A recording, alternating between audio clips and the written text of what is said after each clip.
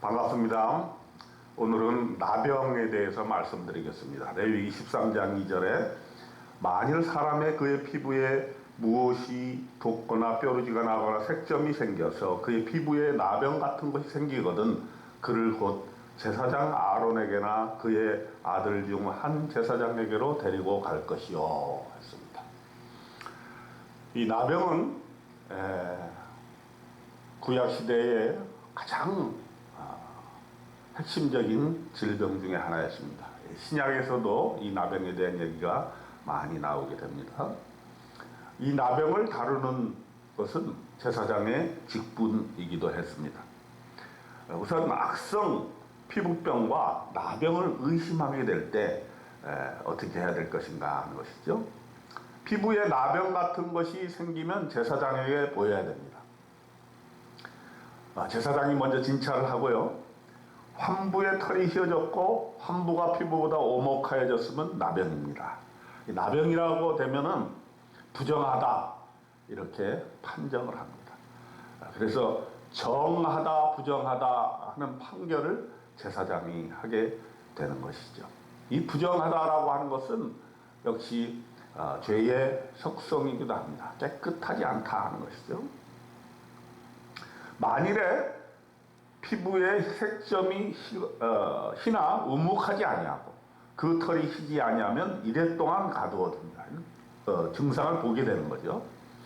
이래 만에 또 진찰하여 환부가 변하지 아니하고 병색이 피부에 퍼지지 아니하였으면 그랬죠.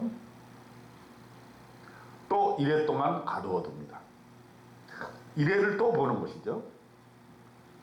또 이래 만에 진찰하여 환부가 엷어졌고 병색이 피부에 퍼지지 아니하면 이건 피부병입니다. 그래서 제사장은 정하다 이렇게 판정을 내립니다.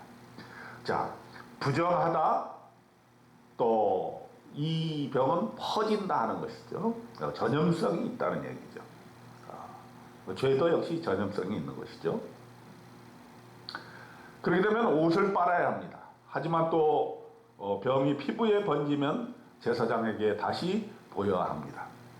제사장이 진찰하여 그 병이 피부에 퍼졌으면 나병입니다. 그래서 부정하다 이렇게 판정을 하게 되는 것입니다.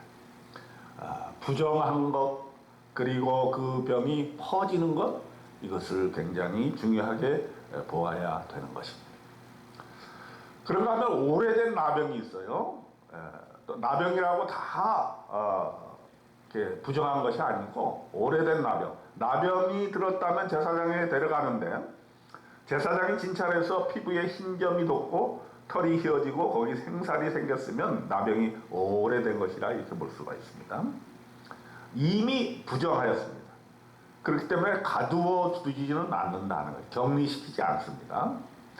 나병이 전신에 퍼졌으면 다 휘어진 자인즉 정하다 하는 것이죠. 나병이 이미 전염성을 약화되었을 때 가두어 두지 아니하고 그대로 둔다 하는 것이죠. 하지만 아무 때든지 그에게 생살이 보이면 그는 부정합니다. 제사장이 보고 환부가 휘어졌으면 환자를 정하다 이렇게 얘기한다 하는 것입니다. 그 다음에 피부에 종기가 나는 경우가 있습니다. 이 종기도 나병으로 화할 수 있느냐 하는 것이죠. 종기가 생겼다가 나았고 그 종처에 흰 점이 돋거나 희고 불구스러움한 색점이 생겼으면 제사장에게 보여야 합니다. 제사장이 이제 진찰해가지고 피부보다 얕고 그 털이 희면 그를 부정하다 이렇게 선언합니다. 종기로 된 나병의 환부인 것입니다. 그러나 흰 털이 없고 피부보다 얕지 아니하고 빛이 엷으면 이래 동안 가두어 격리를 시키는 것이죠. 그 병이 크게 피부에 퍼졌으면 부정하다 이렇게 판단을 내립니다. 그러나 그 색점이 여전하고 퍼지지 아니었으면 이는 종기의 흔적이므로 정하다 이렇게 얘기를 합니다. 그 다음에는 불에 데인 피부에 대해서 나옵니다. 댄 곳이 불구스름하고 희거나 순전히 흰 색점이 생기면 제사장이 진찰을 하게 됩니다. 그 색점의 털이 희고 그 자리가 피부보다 우묵하면 이는 화상에서 생긴 나병이다. 이래서 부정하다 판정을 합니다. 그러나 제사장이 보기에 그 색점에 흰 털이 없으면 그 자리가 피부보다 얕지 않냐고 빛이 엷으면 이래 동안 가두어서 격리시킵니다. 진찰하여서 병이 크게 피부에 퍼졌으면 나병의 환부임으로 부정합니다. 그래서 이 퍼진다, 전염성이 있다, 이것을 판정해야 되는 것입니다.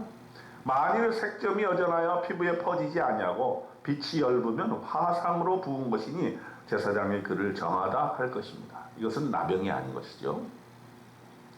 이 밖에도 머리에나 수염에 발생한 나병이 있고 피부에 흰색점, 대머리에 색점이 있는 경우에도 부정하다고 판정을 합니다.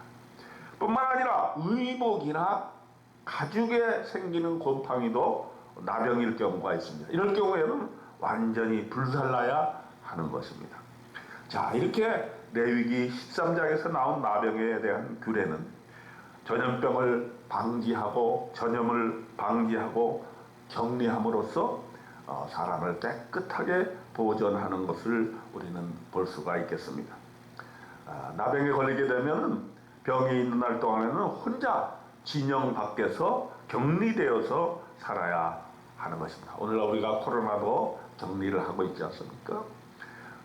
이러한 나병에 대한 얘기는 영적으로 보았을 때 영적인 나병을 우리가 조심해야 한다는 것입니다. 영적인 나병은 깨끗하지 아니하고 또 전염성이 있고 또 이렇게 격리되어야만 하는 이러한 것을 우리가 깨달아 알 수가 있겠습니다. 하나님께서는 나병과 같은 우리의 영적인 질병을 고쳐주실 수 있습니다. 예수님께서도 고쳐주셨지 않습니까? 우리에게 있을 수 있는 이런 부정한 나병과 같은 그런 영적인 질병을 치유함을 받는 저와 여러분 되시기를 주님의 이름으로 축원드립니다. 아멘.